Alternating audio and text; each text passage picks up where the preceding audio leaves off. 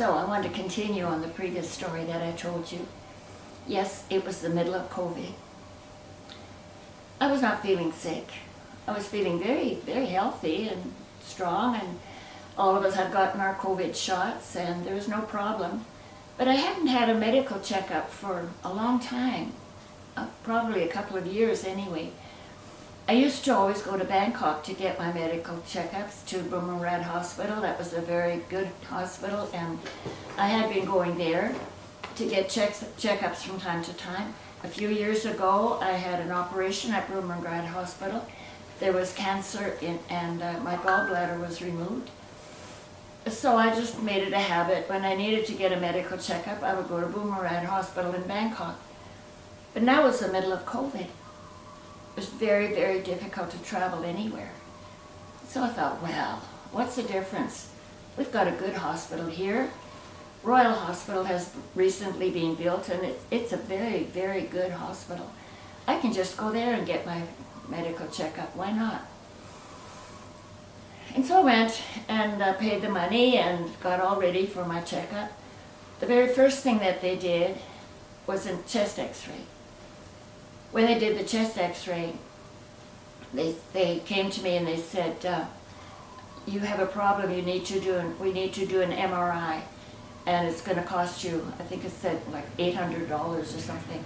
And I said, wow, in addition to the cost of the medical? And they said, oh no, we're not doing a medical, now you have a problem with your lungs, we've got to take care of that first.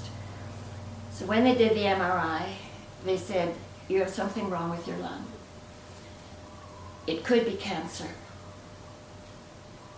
That's a shocking thing none of us like to hear, right? After a while they did a biopsy and they found out, yes, indeed, I had cancer in the lower lobe of my right lung. This would necessitate going to Bangkok to get the operation because they didn't have the facilities to do cancer surgery here. As I said, it was the middle of COVID. Nothing was easy during that time.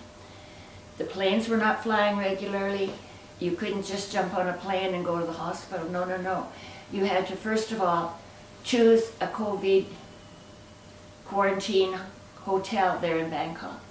So that had to be done. Nobody could help me because nobody could afford to spend the time going to Bangkok because of the time. It would have to be 2 weeks. 2 weeks COVID quarantine in Bangkok, and then we come back to Phnom Penh, 2 more weeks. And so I made all the arrangements. Bought my ticket, it had to be on a special day because the flights weren't flying regularly, to make the appointment at the hospital.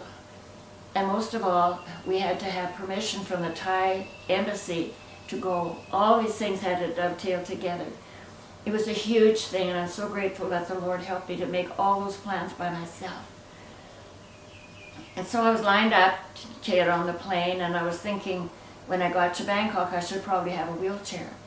So while I'm still lined up to get on the plane, an attendant comes over to me and says, ma'am, we're going to get you a wheelchair. They didn't know my age, they didn't know anything. Well, I suspected they looked at me and thought that old lady needs a wheelchair. So already right from the start, as I left from Phnom Penh, the Lord was taking care of me.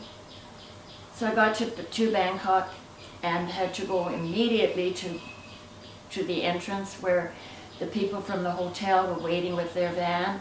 Everybody trying to stay as masked up and as distant from everybody as possible. So I got onto the van, and we got to the hospital, to the hotel, and I was isolated. I was all by myself in that room.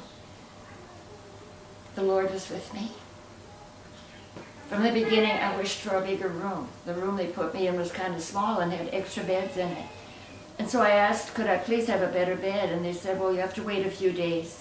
But the very next day, they changed it for me, and they gave me 2 rooms. They gave me a suite. So I had a bedroom and another room where I could sit and watch something on TV, or I could work on my computer.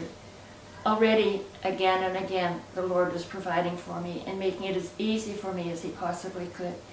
Every few days I'd have to go down to the main floor, down outside, a place where they had set up, to check again.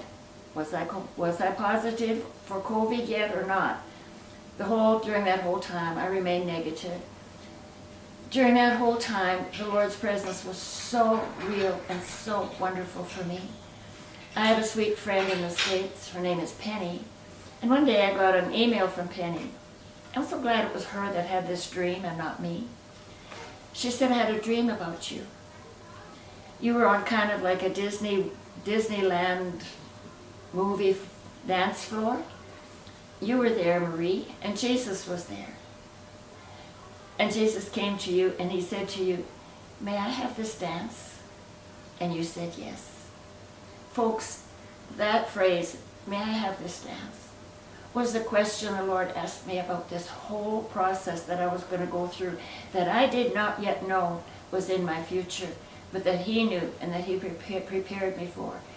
Throughout those days in quarantine in Bangkok at the hotel, he gave me peace. I had so much peace. And then when I went to have the operation, of course I was a little nervous about it. One of the doctors came to my bedside, and they all speak English, even though they're in Thailand. And the doctor said to me, started explaining to me a little bit about the operation. And I said, Doctor, do you know this phrase, I'm a sissy for pain? And I explained to him that meant that I really did not like pain, and he just laughed. And then as I went into the operating room, he was there. And he grinned at me and he said, you're a sissy for pain. You won't have any pain. I went through that whole process of that operation without any pain. I'm still absolutely astounded that they could put a fentanyl patch on my shoulder, which took care of pain for 3 days. The technology of being able to do that blows me away. Too much, I would have died from a fentanyl overdose, obviously. Not enough, I would have had pain. A little patch on my shoulder was so programmed to take care of the pain. And then as that wore off, I was given a little more medicine. And honestly, to have a cancer operation and to say at the end I had no pain, for a little bit of discomfort, but no real pain. And yes, the Lord danced me through that. I had told the kids here at the orphanage that when I came home, we would have a big party. So when I came back to Bangkok, before we had the party, I had to still spend 2 more weeks in quarantine. During that time, I walked and walked and walked in my room, trying to get my strength up so that I could continue to do the things that I had been doing with joy. And then we had our party, and we had hot dogs and hamburgers and sundaes with 3 kinds of ice cream and 3 kinds of topping, and we celebrated. Grandma has had her operation, and she's feeling better, and she's well. Little did I know that there was more to come.